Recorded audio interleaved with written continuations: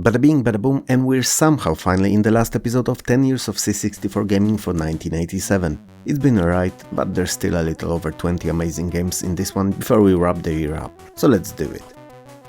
Renegade is widely considered to be responsible for the creation of the whole side-scrolling beat-em-up genre. Is it the case? It's hard to tell, but there's no doubt about it being one of the very first games implementing the walking and punching formula. You're an unknown vigilante, a renegade, beating up any and all enemies you come across. In the game at least, cause in reality you may be an astronaut as well as kindergarten teacher. I have no way of knowing that. Unless you tell me in the comments below, that is. When you read the stage out of the set number of bodies, a boss enemy shows up to deal with you himself. The fighting mechanics are rather simple in Renegade, with couple of punches and kicks only, and no flashy or screen clearing special moves. The enemy AI in later stages is actually pretty decent, and more often than not they will try to surround you to overwhelm you. There's up to 3 of them on screen at once, so if not taken care of, they can actually do that. At the time, Renegade was a groundbreaking title and a game everyone wanted to be able to play at home. Today, given how many a lot better games in the genre there are, it's a curiosity at best, but one worth experiencing at least once.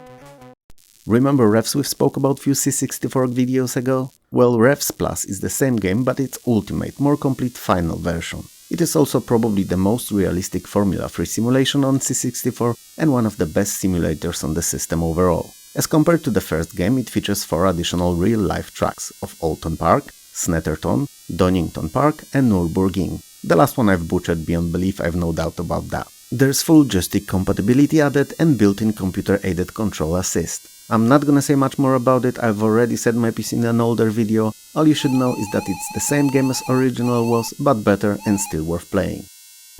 Roadrunner on Commodore 64 is near-ideal portrayal of the cartoon's classic shenanigans of Roadrunner and Wile E. Coyote as seen on TV. It's an arcade game where you play as the titular character and have to escape the ever-hungry Wile E. Coyote. Your goal is simple, to reach the very end of the stage, and it is located in the far left of the 4 side-scrolling levels. You can only run on the road and nothing else. So all obstacles, mines, tracks or narrowing of the road have to be avoided. You are, after all, a roadrunner, not just a runner. Fortunately, most of these can be jumped over. As you speed along, you also collect seeds, because you have to keep your seed meter filled. If it ever runs out, the coyote will not go to sleep hungry that night. And since we're on a subject, he too is after you. And while at first he's not even a nuisance, running much slower, soon enough he starts utilizing TV famous Acme items. So rocket-powered roller skate, pogo stick and helicopter backpack to name a few. As the time goes by, he will use more and more ingenious items to get to you. Roadrunner is quite fun, and as TV/movies conversions to games in the 80s go, it's pretty good. Graphically, it's very eye-pleasing too. Sounds and music are another case, but not bad enough to detract from playing. If you like the cartoon or enjoy arcade games in general, this one's worth checking out.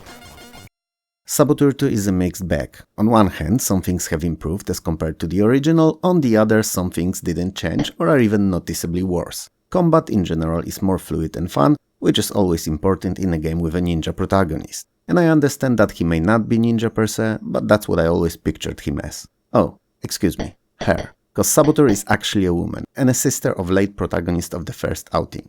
The game world is bigger too, spanning crazy sounding 700 screens, but for some reason it doesn't feel as rich and sorta seem to be emptier than before. An emission of turrets is just criminal and not worth any additional comments than that. Fortunately, the game still plays as good as original did, and is as fun to explore and combat different enemies. Back in the day I didn't know the game's story, nor I really cared about it. For me it was a cool game about a ninja I got to get lost in, never really completing it. Also, first time I played it on my cousin's Timex and not my C64, and I was instantly stunned how great it was. And then disappointed at home that the graphics and sounds on C64 were not improved whatsoever. Saracen is an action puzzle game that rewards methodical slower approach and smart planning rather than fast reactions. The game consists of 100 levels, each being a puzzle to solve, and your objective in each is to reach the titular Saracen chief and detonate bomb next to him, effectively blasting him out of existence. He doesn't move and stays in his position stationary like a statue, so it's up to you to get to him. Roaming guards, traps and cannonballs is what's between the two of you, so you have to puzzle your way to him, using your 4-directional shooting bow and arrows to rid of the guards and destroy walls. You can only carry one item at a time, key, arrow or a bomb, so careful planning and strategy is the best way to find each puzzle's solution, especially that there's only one per puzzle. While the graphics of Saracen are beyond bad for 1987, the gameplay loop is actually really fun and rewarding. So if you enjoy games that require you to stretch your brain muscle a bit, it's a good one. Shoot 'em Up Construction Kit, in short SEUCK, is not a game, but it still belongs here.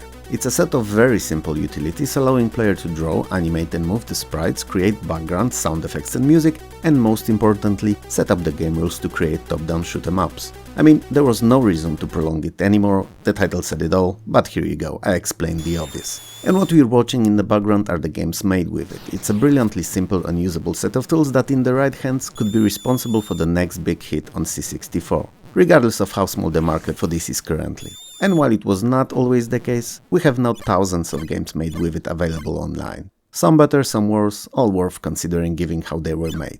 SEUCK comes with 4 built-in games demonstrating basic use of the toolkit. If you ever wanted to make your own C64 game, there's really no easier way.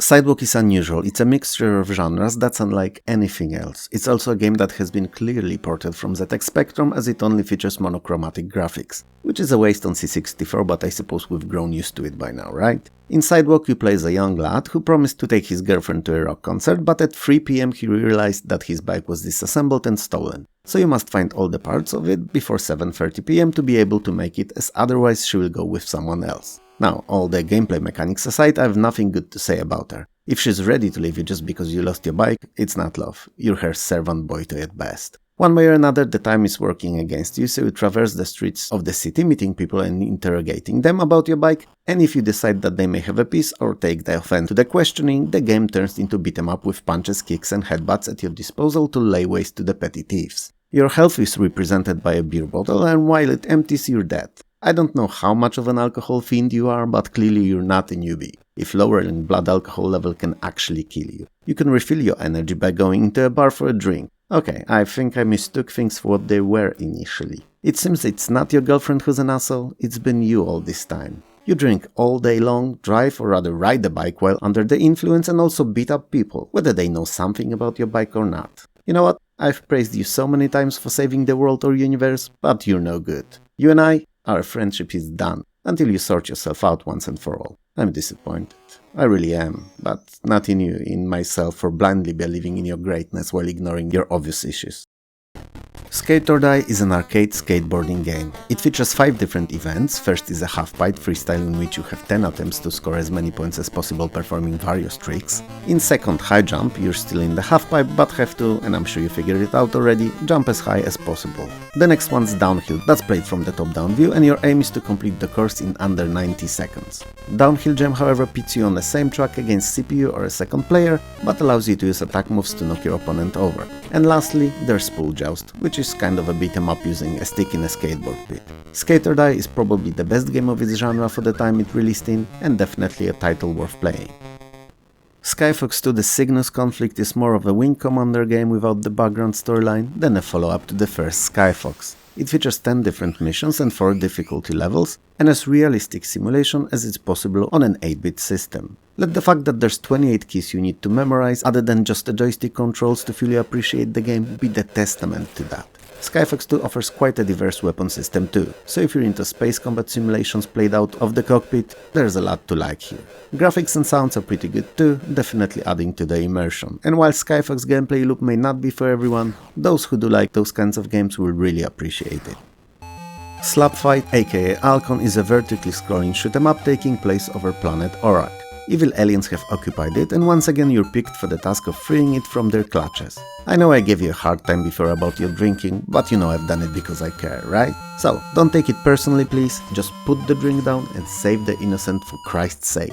They have no one else. Oh, you're about to do that anyway? Sorry. Slapfight features a ship upgrade system based on stars picked up during gameplay. The more you collect, the more upgrades you'll have access to.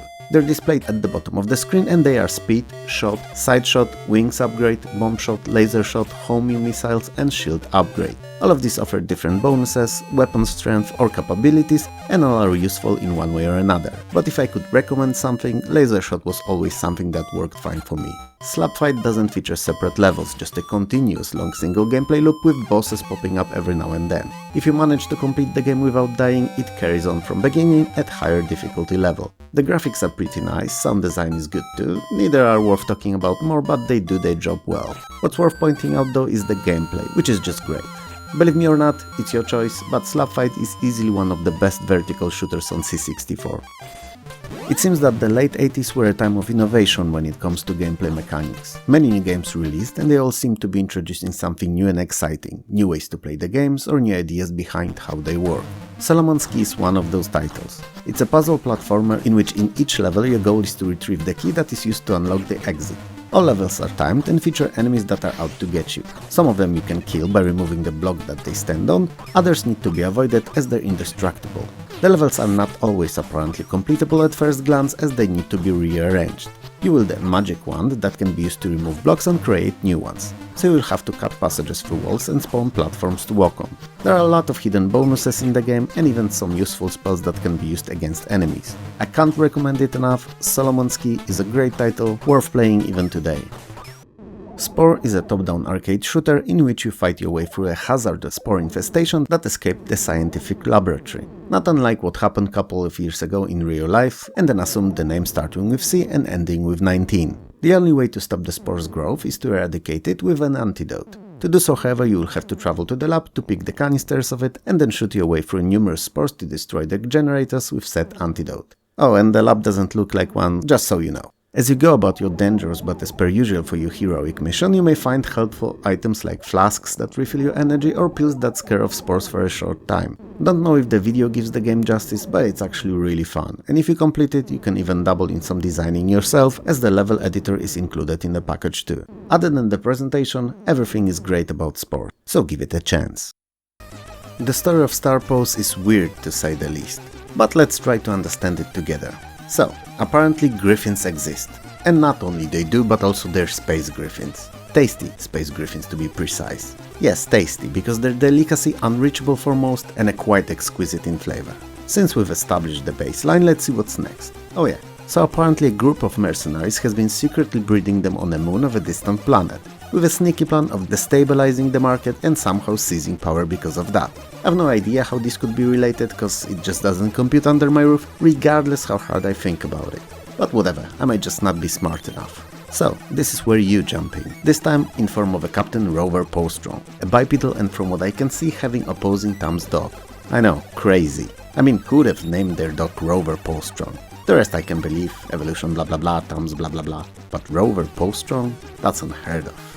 Anyway, what you have to do to succeed is find, chase and kill 20 of those tasty space griffins on and below the surface of the moon. The game is viewed from a side perspective and both ways scrolling. Other than capturing griffins, you'll also be picking up randomly scattered useful items like anti-gravity pads, rockets, rocket launchers, explosives, mining lamp, ammunition, and food to replenish your health. Mining lamp is used underground, so make sure to grab it when you get a chance. Starfox is an odd but fun game. If you like those, try it out. Theoretically, Star Soldier is a top-down horizontally scrolling run-and-gun shooter. Theoretically, because in reality it's a walking shooter at best. Your character is so slow-moving in fact that it seems as if he was tiptoeing really. But don't let my dissing discourage you from playing, cause Star Soldier is not a bad game at all. It is divided into two very distinctive sections. In first you arm yourself for the mission, then scan star systems for planets, and when you find one, you gather information about it, checking if there are any job listings there. Second part of the game are the missions on the planet surfaces themselves, where you tiptoe from right to left, disposing of any and all enemies that you encounter. Fortunately, Star Soldier does not feature one-shot kill mechanic and you have a health bar, so any stray bullet or an enemy that you happen to touch only reduces it rather than impede your entire level progress after a single hit. The game is controlled with a joystick, but you can also launch missiles or throw grenades with a spacebar if you only happen to carry them. Some enemies drop weapons and money when killed, and I don't have to tell you what to do with those. Or do I? Nah, you're good. You're good. I hope. When you get to the end of the level in far left, it's completed and you can scan for planets to carry on. Rinse and repeat. I honestly don't know if there's any story to Star Soldier, and it may very well be just that scanning and shooting loop. But if you enjoy shooters, that's not bad now, is it?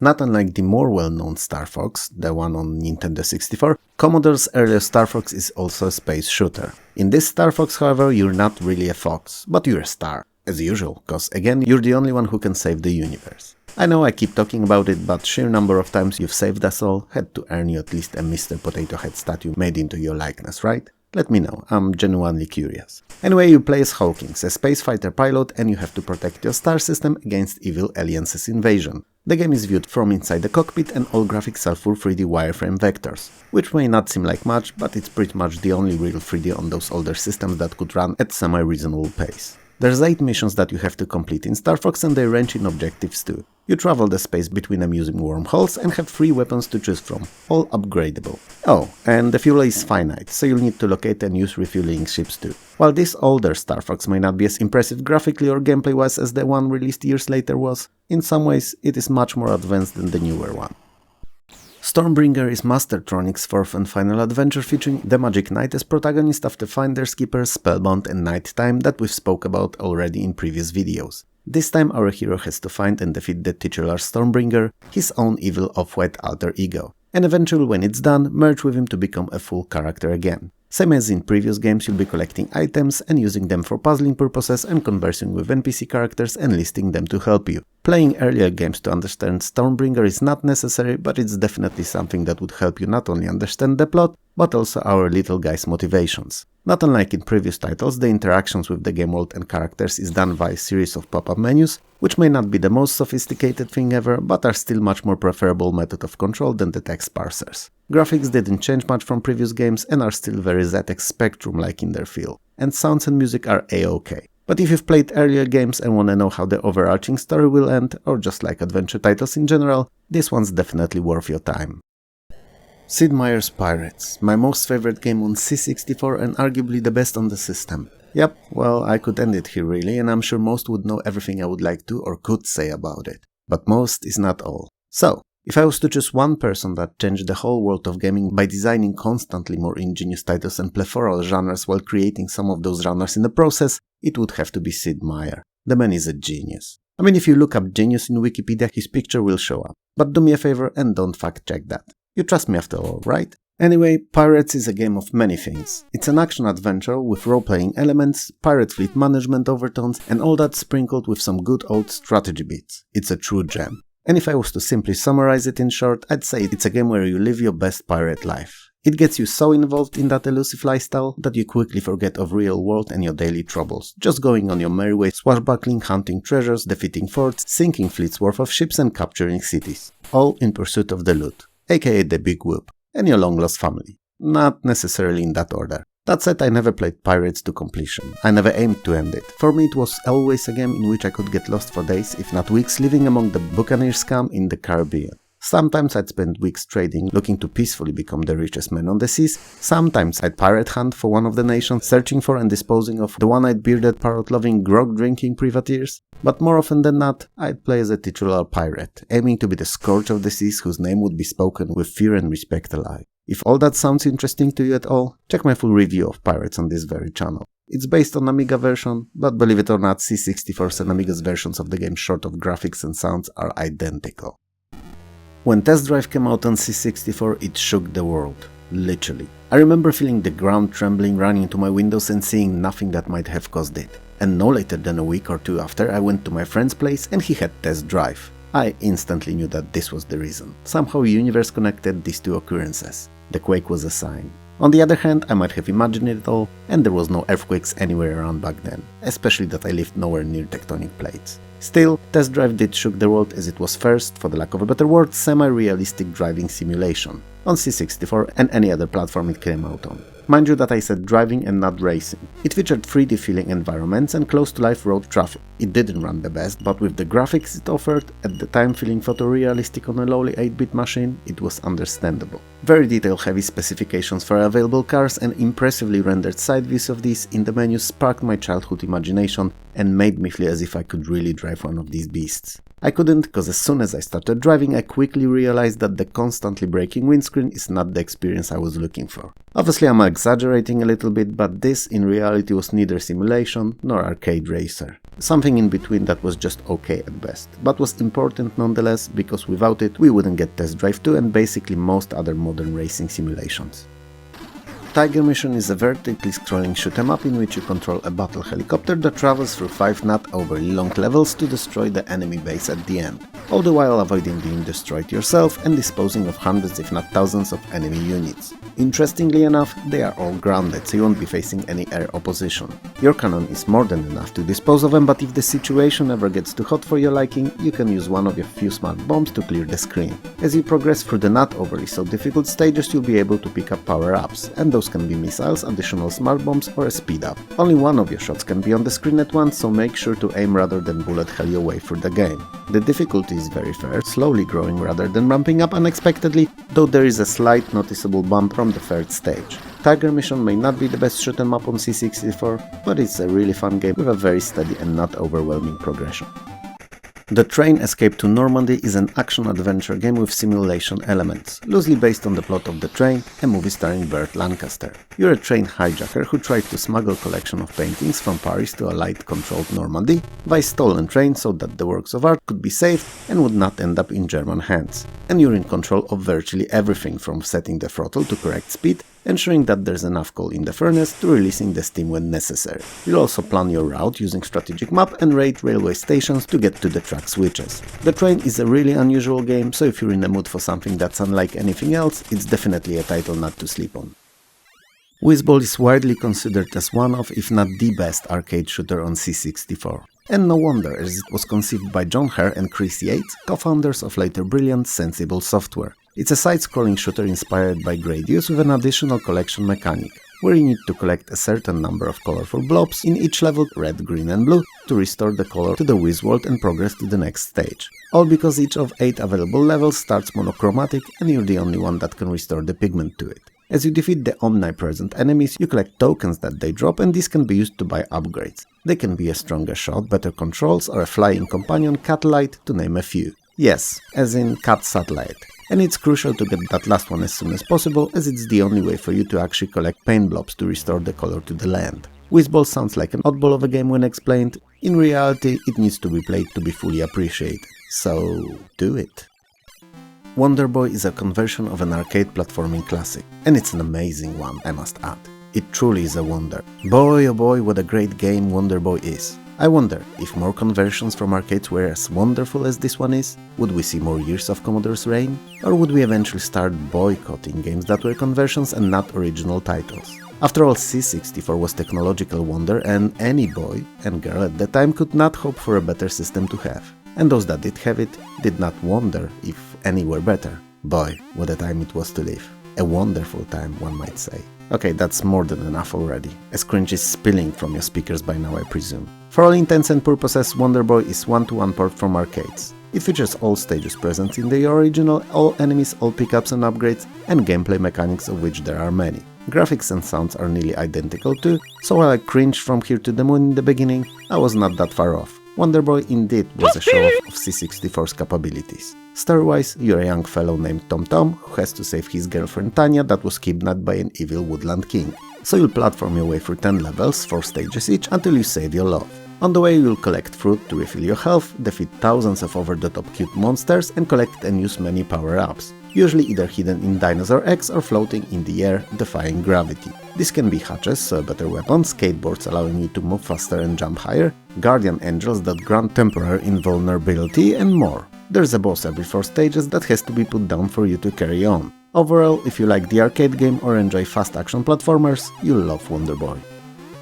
Defender of the Crown is Cinemaware's masterpiece, and what a game it is. It is clear that Cinemaware knew, and most importantly did, actually squeeze everything they possibly could out of C64. While Amiga's version was definitely the most beautiful outing out of millions of versions that Cinemaware released on the systems of the time, Commodore's was the best and full-fledged experience. Amiga's had some features missing, but that's a subject for an entirely different video. Defender of the Crown is a mixture of genres, where at parts you would lead your chosen and start Saxon roulette to victory to conquer England, just to then switch to more arcade-like jousting tournaments, castle raids, or even slower-paced catapulting of enemy walls. So you'll be building armies and attacking neighboring territories, as much as managing your kingdom, running tournaments for influence and riches, and overall getting lost in this medieval fantasy. Whatever you want to say about Cinemaware, they could and they did easily have their audiences enchanted in cinematic worlds they created. Mixing various gameplay styles with presentation fidelity, more often than not, they served a juicy pie of entertainment that hardly anyone could walk by unimpressed. Don't let the superlatives fool you though, neither of Defender of the Crown's building blocks was perfect. But they were all good enough and stitched together so well they formed incredible experience for players, with presentation that was unbeatable for quite some time. Deflektor is a terrible, awful, disgusting game. Note that down. Not because it's a bad one, but because it's so addicting. And you should not give it a go. Unless you have hours to spare, that is. I mean it. Well, if you're allergic to puzzlers, then it will most likely bore you to death. But if you do enjoy an occasional brain stretch, it's a good one. The aim of the game, or in short game, spelled G-A-I-M, I have to patent that one because I like it. Anyway, the game is simple. Direct the light beam from its source using series of mirrors to destroy all the mines in each of the 60 levels to progress to the next one. Each mirror can be set at 16 different angles, and you have to be extra careful not to aim the beam at one of the many dangerous objects for too long, as they will overheat and explode, costing you your life. And since there's no saves, you always start from the very beginning. As you progress, the game will introduce various new obstacles like teleports or random angle changers, and eventually even droids that walk around the stages moving the mirror's directions. Deflektor is not a game for everyone, but those that enjoy puzzlers, especially the real-time puzzlers, will definitely want to try it out. Deja Vu: A Nightmare Comes True is an innovative point-and-click adventure game. It works off an engine that resembles window-based interface of operating systems of yesteryear and uses verbs to control the interactions. Other than that, it's full drag and drop, meaning any item pickups can be done via mouse by dragging them into inventory. Another quite novel concept of Deja Vu was ability to drop items anywhere in the game. And if you only remember where you left them, you could always come back at any moment to pick them back up. But it's not what made the game popular. Deja Vu was a heavy noir story. You're an ex-boxer turned private investigator, which in itself sounds like a screenplay for a juicy B-movie, and you wake up in a random bar's bathroom with an unexpected amnesia. Not that there are expected ones. And also a mysterious unknown dead body in front of you, clearly killed using your own gun. From this point, you're after both your lost memories and a true killer to clear your name. All that while avoiding the mob and law enforcements, as they are both out to get you. What's important though is that the game doesn't use any supernatural reasons for whatever's happening, meaning you can actually use logic and deduction to solve all the puzzles that it offers.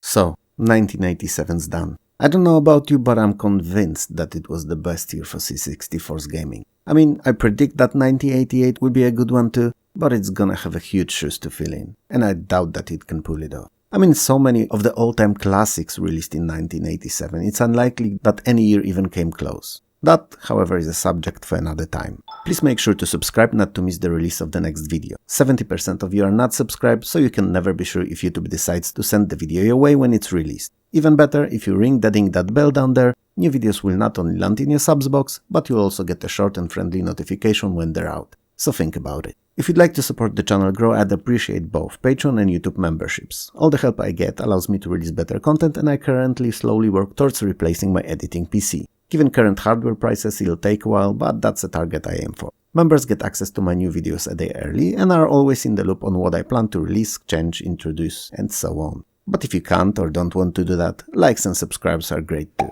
Most of all, however, I would like to thank all the YouTube Let's Play and playthrough creators, from whose videos short bits were taken for this one as a video background to my commentary. You'll find all their names linking to their channels in the description below. They're amazing, and thanks to their efforts, retro community can prevail for years longer and in better form than it could have otherwise. So thank you. For me though, this is all, so have a good one, and I'll see you next time. Peace.